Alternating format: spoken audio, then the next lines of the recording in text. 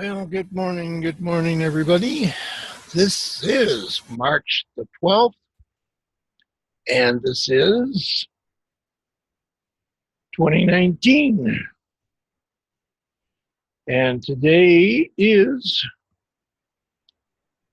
a day where we're starting a brand new book called The Greatest Miracle in the World by Og Mandino. He's written several books, and we're going to read this one starting today. And it's a very, very good and interesting book. And I believe this was published, I have to double check here. Yeah, 1973. And it's had 7 other publishing since then. So, like I said, it's really a good book. I think we're going to try a different approach this time. There's 9 chapters in here, I believe, and we're going to read one chapter at a time. If I finish before our time is up, then if some people come in, what we'll do is we'll discuss the chapter a little bit about what it was that we read and what we thought about the chapter that we read and so on. It might make it, I don't know, a little more interesting. We'll just have to see.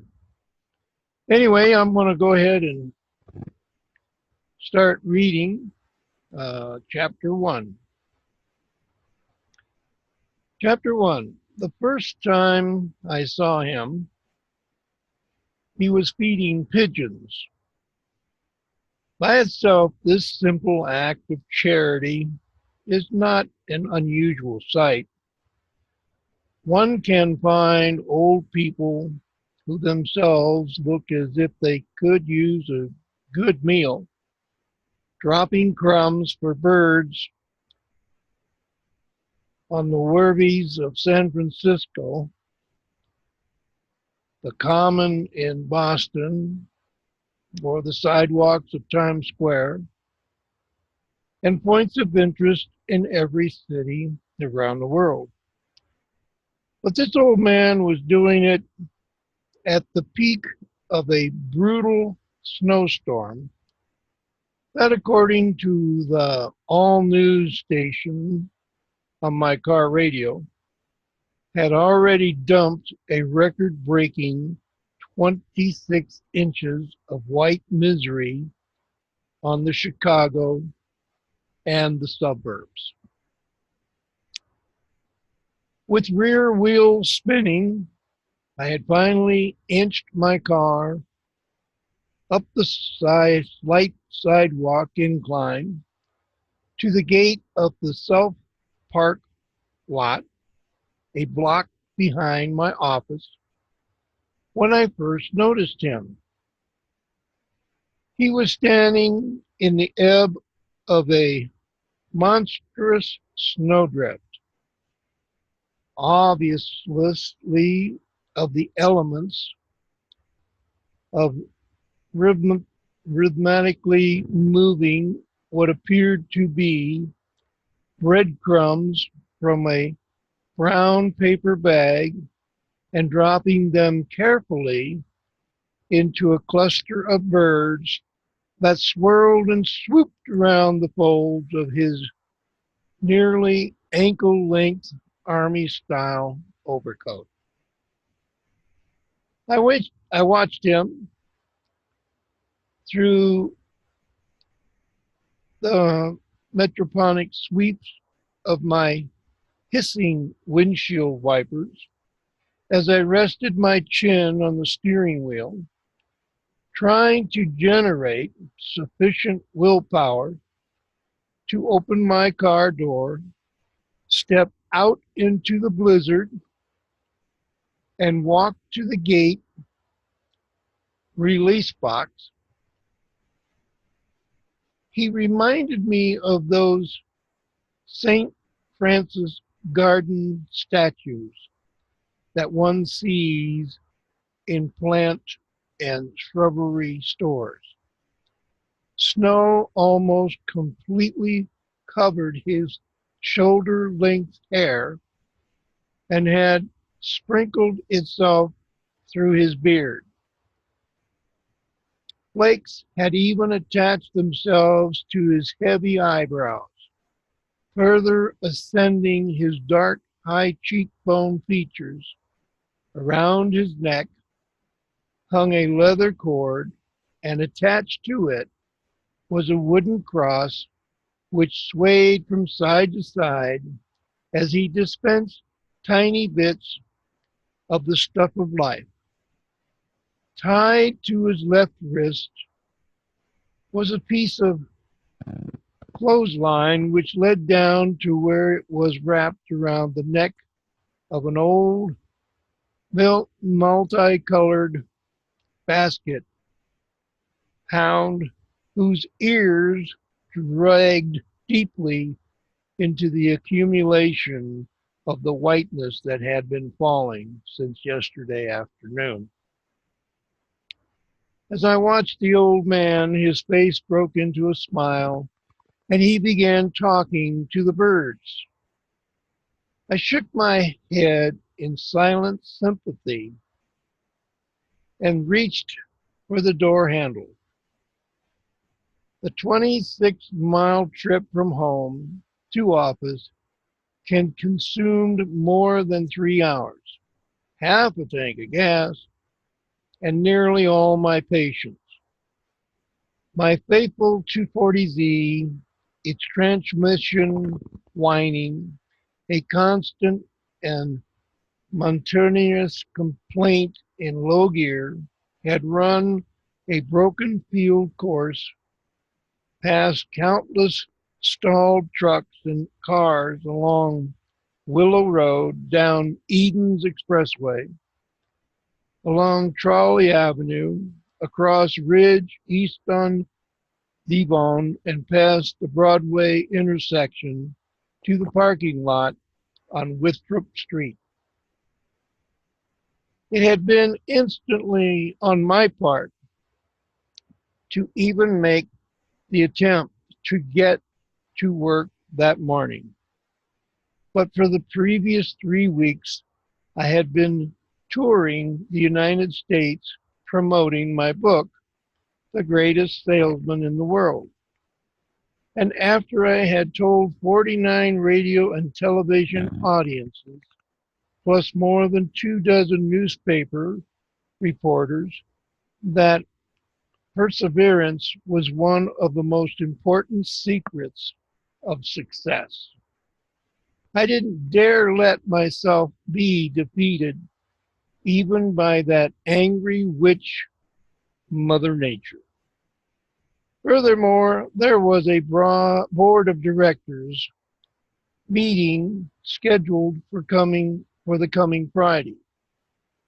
As Success Unlimited magazine president, I needed this Monday and every other day this week to review our past year's performance and next year's projections with each department head.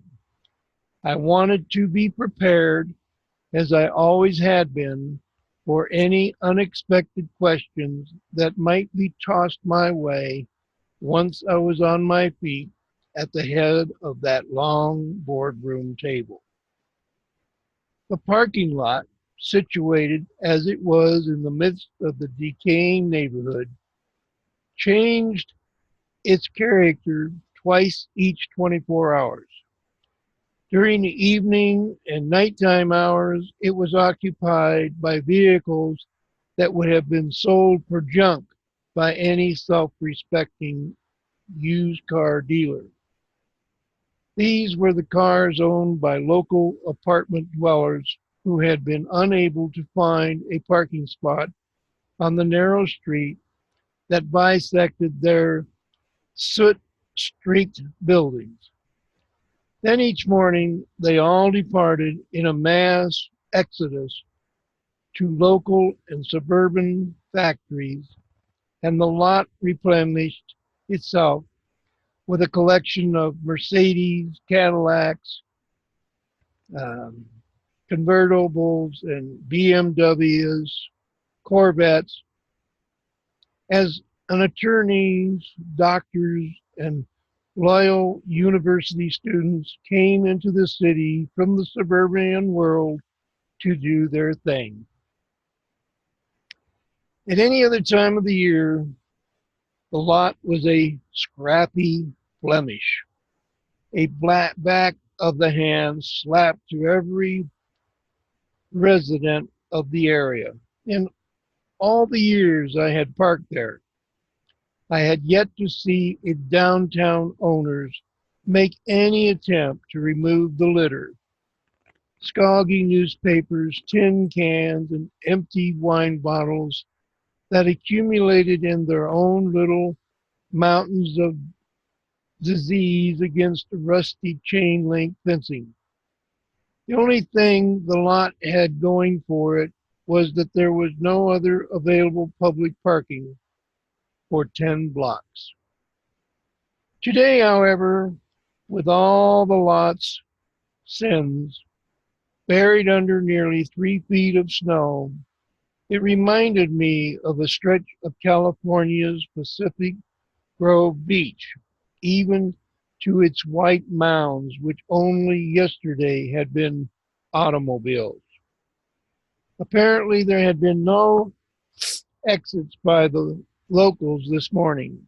They had probably taken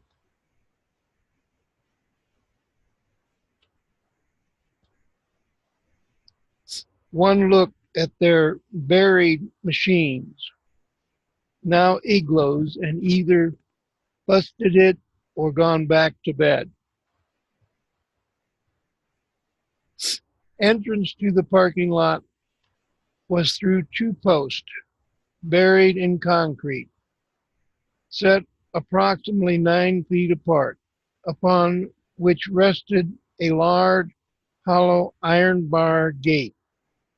To raise the gate to get into the lot and park, you deposited 2 quarters in the slot of a chipped white metal box, waited for the gate to rise after it was tripped electronically by the coins, and then dropped through. Then the car wheels depressed some sort of mechanism in the asphalt, automatically lowering the gate behind you. To leave the lot, you needed 2 more quarters to bail yourself out, unless you had a special key which you could rent for $20 a month. Keys were inserted into a special yellow box to activate the gate, both entering and leaving. After turning my attention from the bird-feeding Samaritan, I found my gate key in the glove compartment, pushed against the accumulated snow, which was considerably higher than the bottom of my car door. I stepped gingerly outside. Immediately, I became aware of the incompetency of a grown man dumb enough to wear low-cut rubbers on a day like this. The old man ceased his feeding operation long enough to glance my way and wave. The dog barked once and then was silenced by some unintelligible words from his master. I nodded toward him and forced a weary smile. My good morning sounded strange and muffled in the noise deafening snowfall. His response in the deepest voice I had ever heard seemed to reverberate off the surrounding buildings. Once, when Danny Thomas met radio commentator Paul Harvey, Danny had said, "You had better be God because you sure sound like him."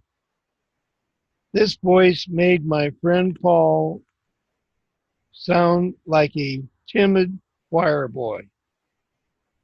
"I bid you greetings on this beautiful day." I had neither the strength nor the desire to dispute his words. I turned my key in the yellow box until I heard the mechanism activate. Then halfway sliding, halfway walking, I returned to my car behind me as I had heard it respond for several thousand mornings. The gate creaked as it raised itself for my entrance. But no sooner was I back in my car, ready to shift into drive and ease my way through the deep snow into the lot, then the gate crashed back down to its original horizontal position with a loud metallic clang. I sighed in frustration, shifting back into park, reopened the car door, stepped back into the cold snow, slid up to the yellow box, and turned my key again. The gate rose once more, pointed its rusted tip toward the snow-filled heavens, and then fell back. Bong! Impatiently, I turned the key again, almost hard enough to snap it this time. Same thing. A shot in the wiring. A short in the wiring, perhaps from all this moisture. No matter, there was no way I was going to get my car into that parking lot. And if I had left it on the street, it was certain to be towed away. I just stood there, knee deep in snow, cursing the idiocy of this aborted journey while I rubbered snowflakes out of my eyes.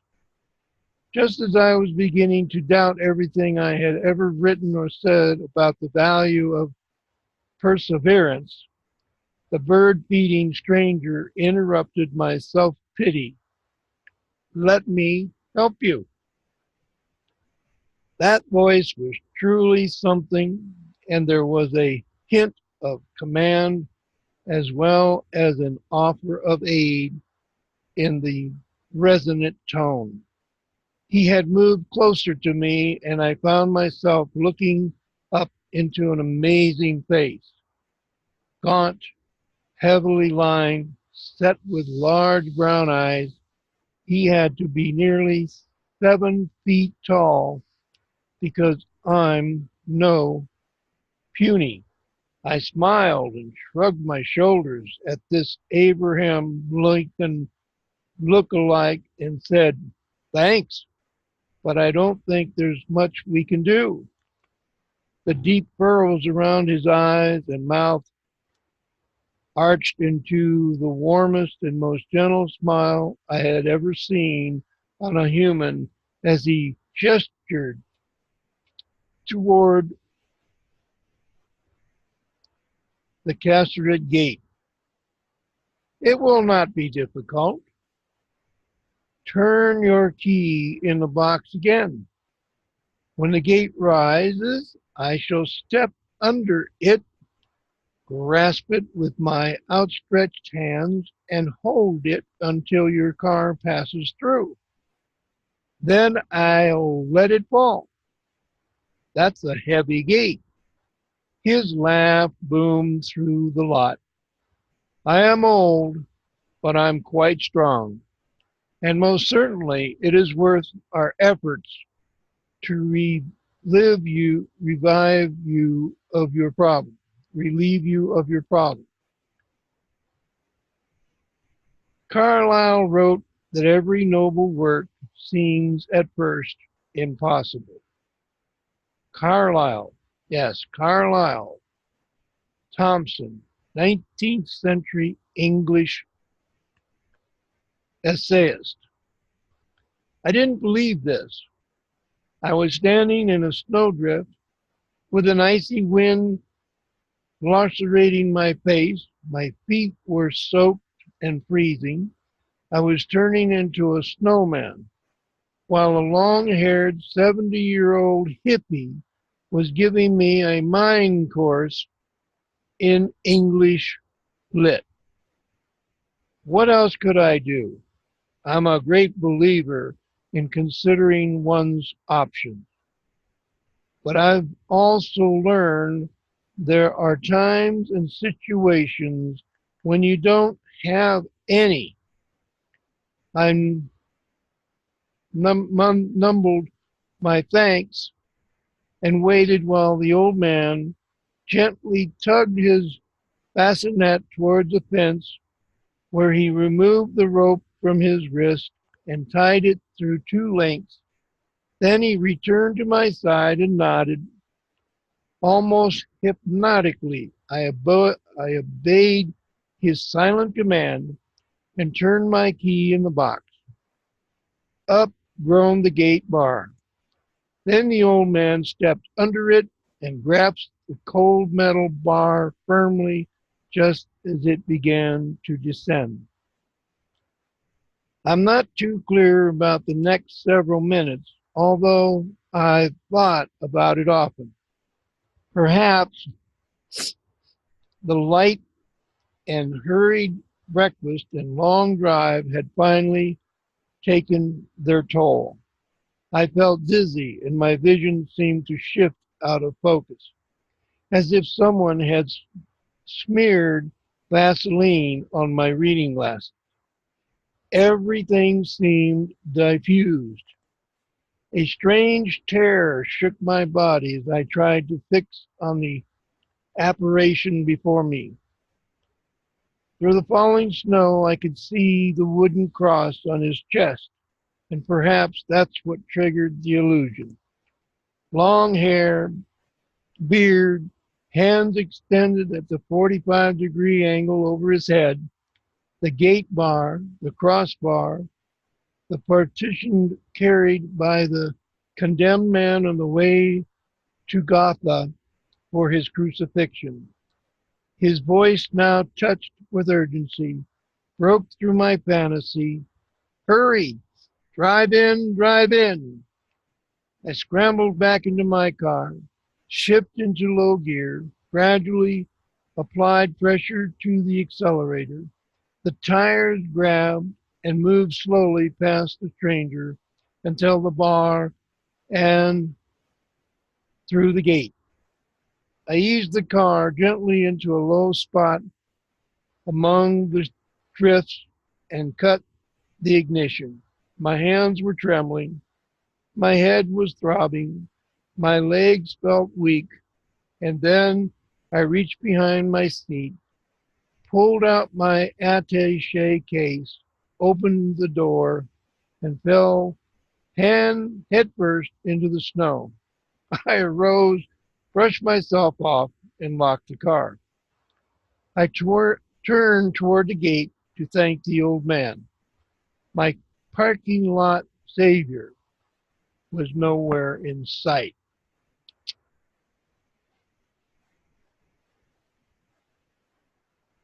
I'm going to do chapter 2.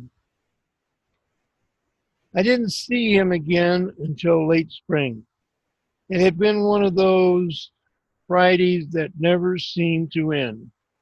Problems concerning routine matters involved with publishing a monthly magazine and increased in velocity and numbers during the day. And by the time all the brush fires were extinguished, I was alone and beat, both physically and mentally. I sat at my desk listening to the gentle tick of my desk clock and dreading that long drive home in traffic. Even at this hour, Eden's expressway would be jammed. Once more, those nagging and recurring questions popped into my head. Why are you working so damn hard?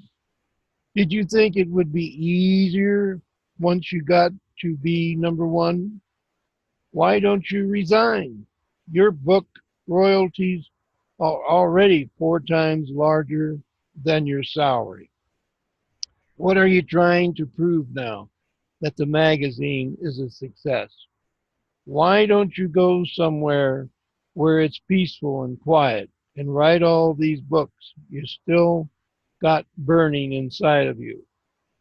Habit, my own pride, seemed to be the only logical answer to these questions. I had taken Success Unlimited magazine from a monthly circulation of only 4,000 with 3 employees to its present 200,000 and a staff of 34. Yet I knew these were still 120 million potential subscribers in our country, and it was a challenge going after them. Then I tried to remember who had written, "The beginning of the pride is in heaven. The continuance of pride is on earth. The end of pride is in hell. No luck, bad memory." I tossed my reading glasses into my attaché case and grabbed my jacket and top coat, turned off the lights and locked the office.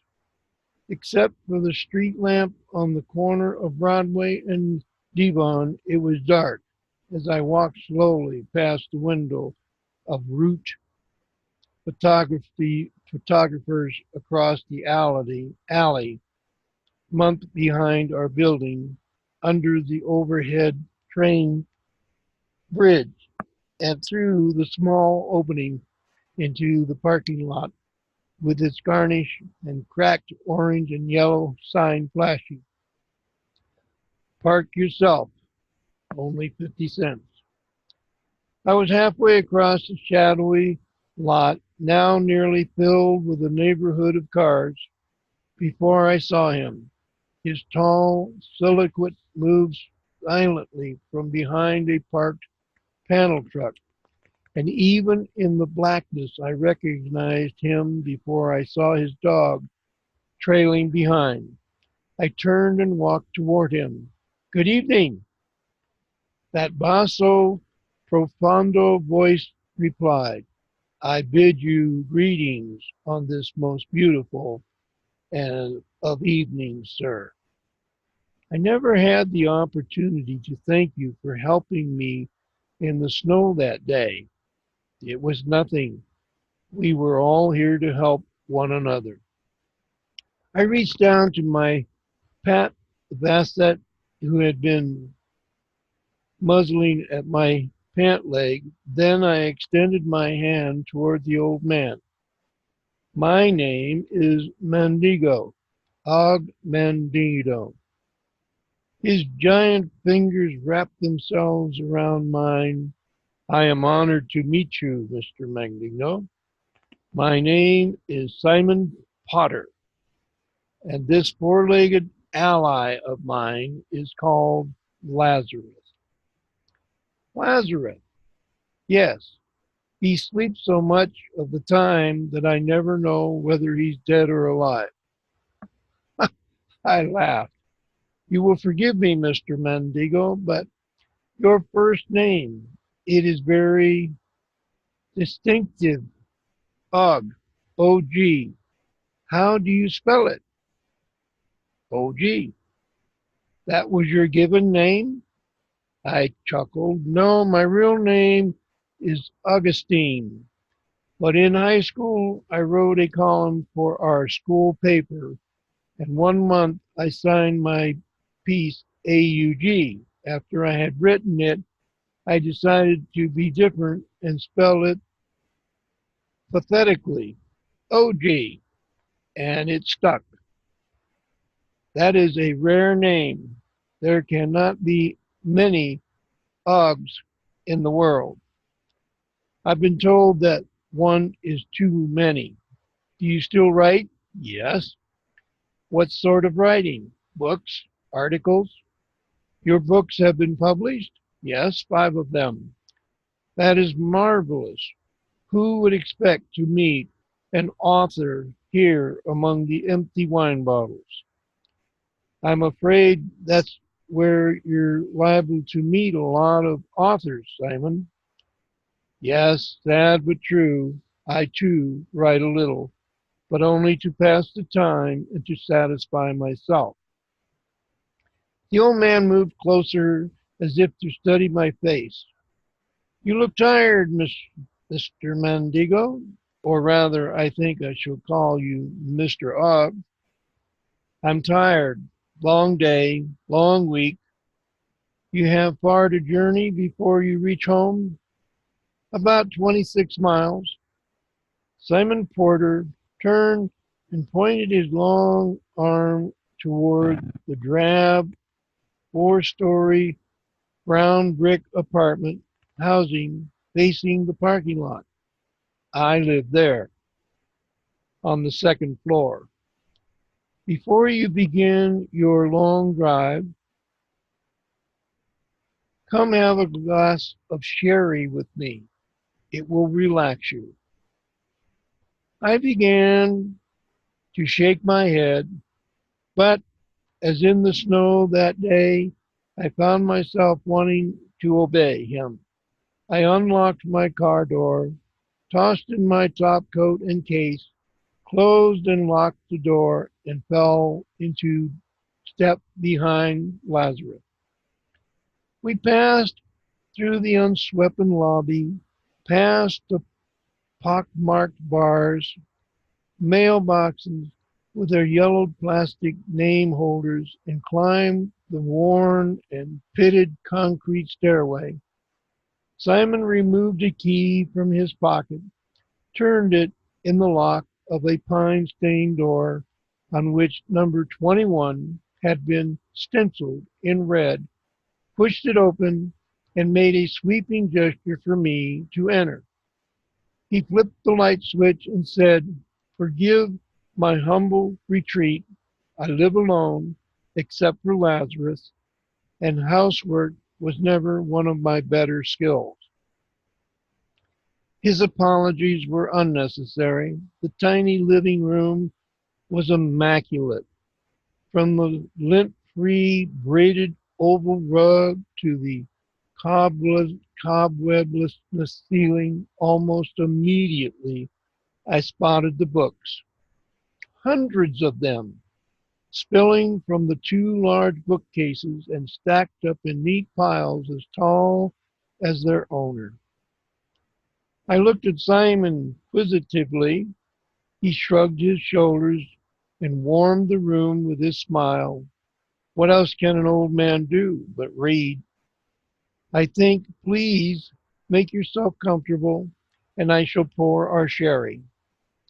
When Simon went off to the kitchen, I walked over to his books and began reading titles, hoping they would tell me something about this fascinating giant. I cocked my head and ran my eyes along some of the book's spines: Will Dunran's Caesar and Christ, Gilbran's The Prophet, Pontard's Lives of Great Men, Fulton's Cytology of the Nervous System, Goldstein, The Organism, Esley, The Unexpected Universe, Cervetati Don Quixote, Aristotle's Works, Franklin's Autobiography, Messenger, The Human Mind, Tempest, The Imitation of Christ, the Talmud, several Bibles.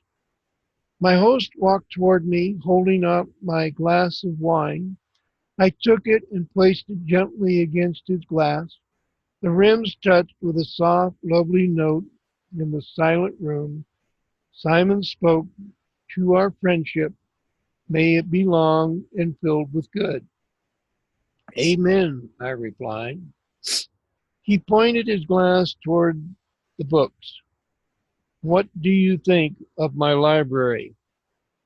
It's a great collection. I wish I had them. You have wide interest. Not really. They are an accumulation from many years of pleasant hours in secondhand bookstores. Still, they have a common theme which makes each volume very special. Special? Yes, each in its own way deals with and explains some aspect of the greatest miracle in the world. And so I call them Hand of God books. Hand of God. It is difficult for me to put into words, yet I am positive that certain pieces of music, certain works of art, and certain books and plays were created not by the composer, artist, author, or playwright, but by God. And those whom we have acknowledged as the creators of these works were only the instruments employed by God to communicate with us what the matter. What's the matter, Mr. Og? Apparently, I had jumped at his words. Only 2 weeks earlier, in the New York City, Barry Farmer, a popular radio host, had used those exact words, the hand of God, when praising my book to his audience during my appearance on his program. You mean you believe that God still communicates with us as he did during the days of the ancient Jewish prophets? I am positive. For thousands of years, this would witness a countless parade of prophets pronouncing and explaining the will of God. Elijah, Amos, Moses, Ezekiel, Isaiah, Jeremiah, Samuel, and all the other marvelous messengers until Jesus and Paul, and then no more. I cannot believe that no matter how many of his prophets were ridiculed, chastised, tortured, and even murdered, I cannot conceive that God finally gave up on us and turned his back on our needs, causing some of us to finally assume that he must be dead since we haven't heard from him in so long a time. Instead, I truly believe that he has sent to every generation special people, talented people, brilliant people, all bearing the same message in one form or another, that every human is capable of performing the greatest miracle in the world. And it is a man's most grievous fault that he has not comprehended the message, blinded as he is by the trivia of each succeeding civilization. What's the greatest miracle in the world that we can all perform? First, Mr. Og, can you define a miracle for me? I think so. It's something that happens contrary to the laws of nature or science, a temporary suspension of one of these laws. That is very concise and accurate, Mr. Og. Now tell me, do you believe you are capable of performing miracles, of suspending any laws of nature or science? I laughed nervously and shook my head. The old man rose, picked up a small glass paperweight from the coffee table, and held it across to me. If I release this weight, it will fall to the floor. Is that not true? I nodded. What law decrees that it will fall to the floor? The law of gravity. Exactly. Then, without warning, he let the paperweight fall from his hands. Instinctively, I reached for it and caught it before it hit the floor. Simon folded his hands and looked down at me with a self-satisfying grin. Do you realize what you have just done, Mr. Og? I caught your paperweight. More than that, your action temporarily suspended the law of gravity. By any definition of a miracle, you have just performed one. Now, what would you judge has been the greatest miracle ever performed on this earth? I thought for several minutes, probably those cases where the dead have supposedly come back to life. I agree, as would a consensus of world opinion, I am sure. But how does all this connect to those books you've got piled up?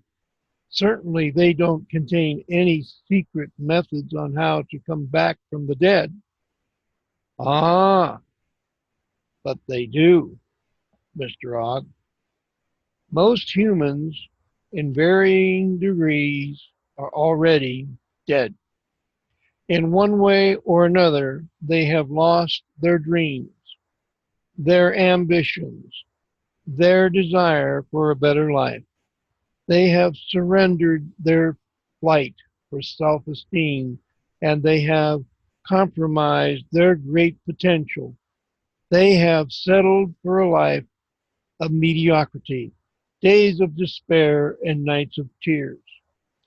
They are no more than living deaths, confined to cemeteries of their choice.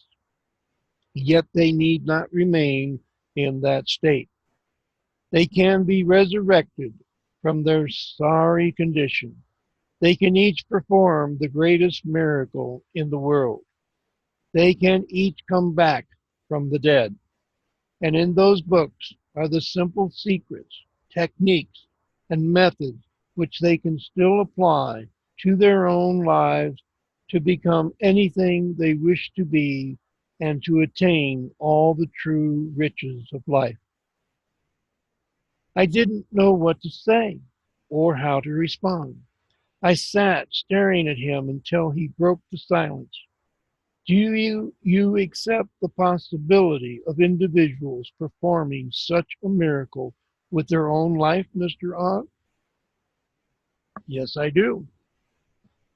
Do you ever write about such miracles in your own books? Sometimes. I would like to read what you have written. I'll bring you a copy of my first book. There are miracles in it. Yes, many. When you wrote it, did you feel the hand of God upon you? I don't know, Simon. I don't think so. Perhaps I shall be able to tell you after I have read it, Mr. Og. We sat after that exchange in a stillness interrupted only by an occasional rumble from a truck or bus bouncing along the ruts of Devon Avenue. I sipped the sherry and felt more relaxed and at peace with the world than I had in many months. Finally, I placed my glass on the small, polished end table next to my chair and found myself staring at two small photographs, each enclosed in a small bronze frame. One was a lovely brunette woman, and the other was a blond male child in a military uniform. I glanced at Simon, and he sensed my silent question. That's my wife and my son. I nodded, his voice now so soft that I could scarcely hear him, seemed to float across the small room to me. Both are dead. I closed my eyes and nodded again. His words were barely a whisper. Junction 1939. When I opened my eyes, the old man had his head bowed and his two giant hands were clenched together tightly against his forehead. Then, as if embarrassed that he had momentarily exposed his grief to a stranger, he sat up and forced a smile. I changed the subject. What do you do, Simon? Do you have a job? The old man hesitated for several moments. When he smiled again, spread his hands in a self-effacing gesture, and said, I'm a rag picker, Mr. Odd. I thought, rag picker? This, I thought rag picker disappeared with the soup kitchens and hunger marches of the early 1930s. Simon reached across, placed his hand on my shoulder, and squeezed it gently. By definition, Mr. Odd, a rag picker is one who picks up rags and other waste materials from the streets and junk heaps to earn a livelihood. I would imagine that sort of rag picker has almost disappeared from the American scene during these years of nearly full employment, but we could see them again if conditions change. I doubt it. Our crime rate seems to be telling us that we've discovered faster and easier ways of laying our hands on a buck, like mugging, armed robbery, and burglary. I'm afraid that you say is true, Mr. Og. Still, in this day of soaring prices for paper and metals, I would imagine that a rag picker or junk man could do quite well for himself. However, I am not that sort of rag picker. I seek more valuable materials than old newspapers and aluminum beer cans.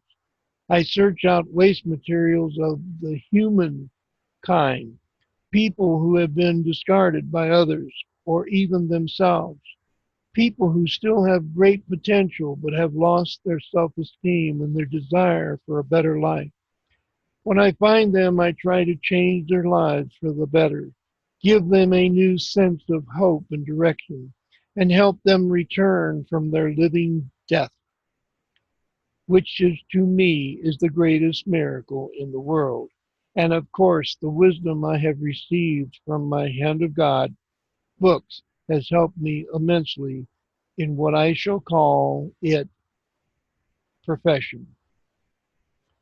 See this wooden cross that I often wear?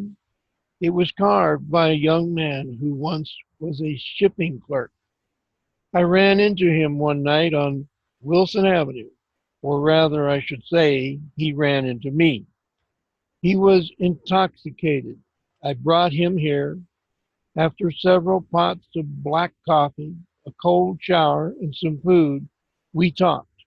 He was truly a lost soul, nearly crushed by his inability to properly support his wife and two young children. He had been working at two jobs, more than 17 hours a day, for almost 3 years, and he had reached the breaking point. He had begun to hide in the bottle where I found him, trying not to face his living death and a consciousness that was telling him he didn't deserve his wonderful young family. I managed to convince him that his situation was common and far from hopeless, and he began to visit me nearly every day. Before he went to his night job, together we employed and discussed many of the ancient and modern secrets of happiness and success. I imagine I touched on every wise man from Solomon to Emerson to Gibran, and he listened carefully. What happened to him when he had $1,000 saved? He quit both jobs, packed his family in their old Plymouth, and headed for Arizona. Now they have a tiny road sign stand just outside of Scottsdale, and he's beginning to command fairly large prices for his wood carvings. Now and then he writes, always thanking me for giving him the courage he needed to change his life. This cross was one of the first carvings. He now a happy and fulfilled man. Not any richer, mind you, just happier. You see, Mr. Og, most of us build prisons for ourselves, and after we occupy them for a period of time, we become accustomed to their walls and accept the false premise that we are incarcerated for life. As soon as that belief takes hold of us, we abandon hope forever, doing more with our lives and of our ever giving our dreams a chance to be fulfilled. We become puppets and begin to suffer living deaths. It may be praiseworthy and notable to sacrifice your life to a cause or a business or the happiness of others. But if you are miserable and unfulfilled in that lifestyle and know it, then to remain in it is a hypocrisy, a lie, and a rejection of the faith placed in you by your Creator. Simon, forgive me, but does it ever occur to you that perhaps you should not interfere in the lives of people, or that you have no right to do so? After all, they're not out there looking for you. You must find them and then convince them that they can have a new life if they are willing to try. Aren't you trying to play God? The old man's face softened in a look of sympathy and compassion for my apparent lack of perception and understanding. Yet his reply was brief and forgiving. Mr. Og, I am not playing God. What you will learn sooner or later is that God very often plays man. God will do nothing without man, and whenever he works a miracle, it is always done through man. He rose as if to bring our visit to an abrupt end, a technique I have used frequently at the office. If it was in my best interest to terminate an interview. I shook his hand and I stepped into the hallway. Thanks for the hospitality and the sherry. It was my pleasure, Mr. Og, and please bring me a copy of your book when you have a chance. During that long drive home, one question continued to intrude itself into my thoughts. If that wise old ragpicker specialized in rescuing human refuge, why was he wasting his time on me, an affluent and successful company president in that 50% tax bracket who had just written a national bestseller? And that's the end of chapter 1 and 2. Very, very interesting reading.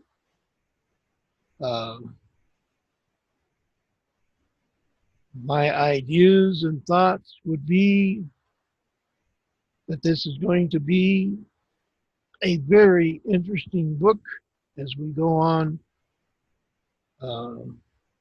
Thursday, starting on chapter 3. We might also read chapter 4, depending on the length of the chapters again, and depending on if anyone shows up that we can kind of discuss and go over what has been read. It is written in a story form, and I think that its message may bring a lot of hope and desire to those who listen to the readings of this particular book, as it has things that reach down and obviously have an opportunity to touch some in some way. Anyway, I've enjoyed reading, and I hope to see those people who wish to join me on Thursday. And I hope to see you soon. And everybody out there, have a wonderful and blessed, beautiful day today. And may God bless you. See you on Thursday. Bye-bye.